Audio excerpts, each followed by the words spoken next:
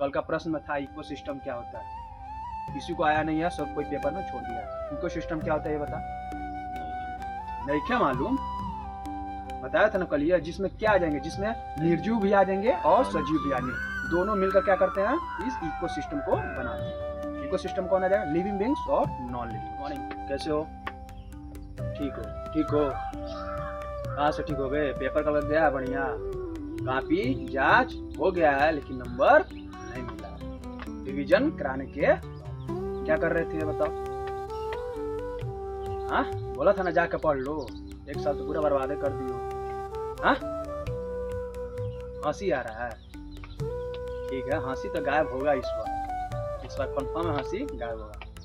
चल इतिहास और नागरिक शास्त्र का क्विक रिवीजन करते हैं, ठीक, और फोकस मत हटाओ, बता दे रहा हूँ, ये अंतिम परीक्षा है, अंतिम समय है परचम लहराने का, समझ में आ रहा है, परचम लहरेगा कि नहीं, लहरेगा, टॉपर आना है, कैसे, चाहे जैसे कोई भी रणनीति, कोई भी नीति, कोई भी क्या कूटनीति अपनाने पड़ा, लेकिन टॉपर बनना है तो बनना है, चाहे जैसे भी, नहीं पता कैसे, लेकिन क्या एक बात पता है, बनना है तो बनना है, कंफर्म है।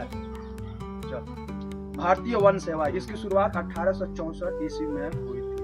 भारतीय वन सेवा का शुरुआत कब हुआ था, तो 1864 ईस्वी में, कंफर्म है, कब हुआ था, 1864 ईस्वी में, पढ़ाया गया था इसके पहले, कहाँ था, नोट्स बनाए हो, ठीक। अगला देखो क्या दिया, बस्तर की स्थिति दिया है, बस्तर छत्तीसगढ़ राज्य का एक महत्वपूर्ण क्षेत्र है। बस्तर किधर है, तो छत्तीसगढ़ में, छत्तीसगढ़ क्या है, तो राज्य है, कहाँ का राज्य है, तो भारत का राज्य है, भारत क्या है, देश है, तो देश है, ठीक। तो बस्तर छत्तीसगढ़ राज्य का एक महत्वपूर्ण क्षेत्र है, क्या है, जो बस्तर है एक क्षेत्र है, एक जगह है, कहाँ स्थित है, तो छत्तीसगढ़ में स्थित है, छत्तीसगढ़ में मौजूद। घुमंतु खेती, घुमंतु खेती क्या होता है ये बताओ, पता है घुमंतु खेती, देखो क्या दिया, इसे झूम खेती भी कहते हैं, घुमंतु खेती को क्या कहते हैं, झूम खेती।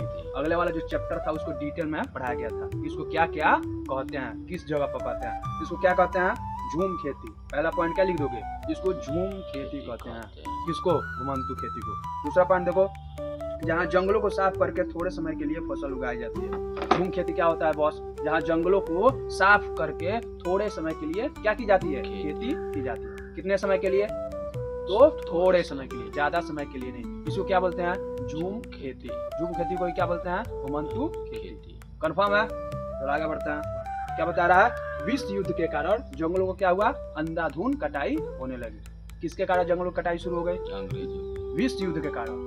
अंग्रेजों का तो कटाई शुरू हुई, लेकिन उस समय क्या चल रहा था, विश्व युद्ध चल रहा था, तो जो अंग्रेज थे वो क्या किए, आदेश दिए, तो जंगल क्या हो गए, होने लगे, तो अधिक से अधिक कटने लगे। और उस लकड़ी का क्या करते थे, बताया गया था ना, रेल की पटरी पर बिछाते थे, और पानी वाला जो जहाज था उसको बनाने में उसका यूज करते थे, कौन, अंग्रेज, ठीक।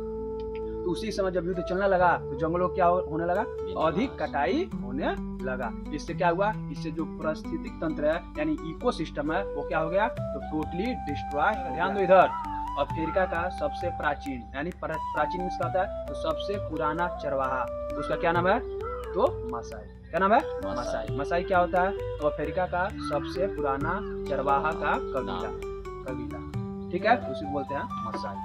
अगर देखो क्या दिया है, घुमंतु चरवाहे, वे लोग जो अपने पशुओं के साथ चारे और पानी की तलाश में एक स्थान से दूसरे स्थान पर, सिंपल भाषा में घुमंतु चरवाहे कौन होते हैं, वे लोग जो अपने पशुओं के चारा पानी के लिए एक स्थान से दूसरे स्थान जाते हैं, उनको बोलते हैं घुमंतु चरवाहे। कंफर्म हो गया, आगे बढ़ो। अगला क्या दिया है, अगला है रूसी क्रांति। अगला क्या है, रूसी क्रांति, ठीक। क्विक रिवीजन चल रहा है, डिटेल में नहीं चल रहा, एग्जाम पॉइंट ऑफ व्यू से चल रहा है, ठीक। रूसी क्रांति देखो, खूनी रविवार क्या होता है, ये पढ़ाया गया था, उसमें भी नोट्स रखे नहीं हो तो रिवीजन कर, नोट्स बता दे रहा हूँ, किसी भी हाल में नंबर कटना नहीं चाहिए, तो बता दे रहा हूँ, ये वार्निंग समझ लो। खूनी रविवार तो कब हुआ था, 1905, ठीक है, 1905। जार की सेना द्वारा शांतिपूर्वक प्रदर्शनकारियों पर गोलीबारी की घटना जिसे क्रांति की नींव रखी गई। क्या हुआ था, खूनी रविवार का था, उस दिन रविवार का दिन था, जो जार के सैनिक थे वो क्या कर दिए, जो भी लोग शांतिपूर्वक आंदोलन कर रहे थे, अपनी बातों करने का प्रयास कर रहे थे, उन सभी पर गोली चलवा दिया, बहुत लोग मारे गए। इसको क्या बोलते हैं? खूनी खूनी रविवार। दिमाग लगाना है और लिखना है, रट्टा नहीं मारना। क्या करना है? रट्टा नहीं मारना है। माइंड को जीवित करना है, दिमाग को डेवलप करो, सोचने की क्षमता को बढ़ाओ। खूनी रविवार में क्या होता है? तो रविवार के दिन घटना हुई थी, 4 के सैनिक उन लोगों पर गोली चलाए थे जो शांतिपूर्वक आंदोलन कर रहे थे। इसको किसी को खूनी रविवार कहते हैं। ठीक है, जहाँ भी जा रहा थोड़ा माइंड यूज किया करो, काफी से रट रहे भूल जाए। हाँ मैं चाहे नहीं, फोकस के साथ पढ़ाई करो, बता दे रहा। ठीक, समझने में ध्यान दो, रटंटू विद्या मत छोड़ो, बता रहा। किसी भी हाल में क्या बनना है? लीजेंड बनना है।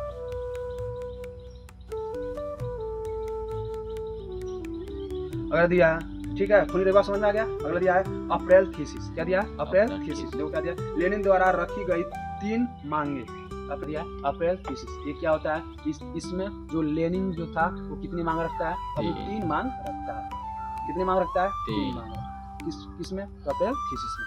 पहला मांग क्या था कि जो युद्ध है उसको क्या कर दिया जाए? तुरंत समाप्त कर दिया जाए। दूसरा मांग रखता है कि जो भी भूमि है उसको क्या कर दिया जाए? पुनः वितरण कर दिया जाए, यानी सभी को अधिकार के हिसाब से उस भूमि को बांट दिया जाए। और तीसरा कहता है बैंकों का क्या किया जाए? तो राष्ट्रीयकरण किया जाए। क्लियर है? कौन कहता है? लेनिन। यही क्या है? April thesis. समझ में आ गया? देखो संविधान क्या होता है ये बताया गया। क्या होता है? तो संविधान नियमों का किताब। क्या? नियमों का किताब है जिसमें बताया गया है कि हमारा देश किस हिसाब से किस तरह से चल। कंफर्म? आगे बढ़ो। चुनाव का महत्व। लोकतंत्र में जनता की भागीदारी और सही प्रतिनिधि चुनने के लिए चुनाव अनिवार्य है। चुनाव का महत्व समझ रहे हो ना? चुनाव होता है तभी जो जनता होती है, कोई नेता उसके हिसाब से कार्य नहीं करता है तो उसको क्या कर सकती है? चेंज कर सकती है। किस माध्यम से? तो चुनाव के माध्यम से। जब चुनाव होगा ही नहीं तो जनता अपने नेता को कैसे चेंज करेगी? नहीं कर पाएगी। ठीक, ये चुनाव का महत्व लिख लोगे। आगे देखो, देश का सर्वोच्च संवैधानिक पद जिसके पास कार्यपालिका और प्रमुख शक्तियां होती है, राष्ट्रपति। किसकी बात कर रहा है? राष्ट्रपति होता है। ये देश का सर्वोच्च संवैधानिक पद है। देश का क्या है? सर्वोच्च संवैधानिक पद है। किस चीज का पद? तो राष्ट्रपति का पद, जिसके पास कार्यपालिका की प्रमुख शक्तियां होती है। जिसके पास क्या? कार्यपालिका की प्रमुख शक्तियां होती है। किसके पास होती है? तो राष्ट्रपति के पास होती है। ठीक, यही था तुम्हारा चैप्टर। बाकी सारा क्विक रिवीजन है। बाकी जो